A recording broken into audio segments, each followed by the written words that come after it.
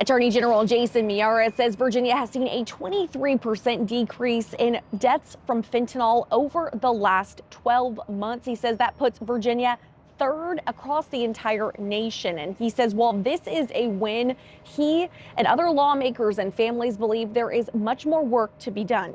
Deborah Frisk and Faith Silveria drove from across the state to be in Richmond Tuesday morning. We want to know everything that's on the plate that they're offering and to make us prepared and get us ready for 2025. I think people that haven't experienced this in their family take a kind of a cavalier attitude towards it. They came for a fentanyl update held by Attorney General Jason Miyares and Governor Glenn Youngkin. The pair became friends over an unlikely bond, advocacy, because of the loss of their loved ones to fentanyl. A lot of people think that it's not going to happen to my family. Fentanyl overdoses are the leading cause of death in Americans age 18 to 45. But Attorney General Miyares announced Tuesday that there is new hope. Virginia saw a 23% decline in overdose deaths over the last 12 months, a trend the CDC says is in line with fentanyl deaths being down across the country. This is no small achievement, and it shows our collaborative approach is working. Miyares believes this is due to a multi-layered approach and initiatives that the current administration is taking. They have focused on community conversations, awareness campaigns, drug enforcement, and overdose training. This addictions and fentanyl poisoning has touched every corner of the Commonwealth.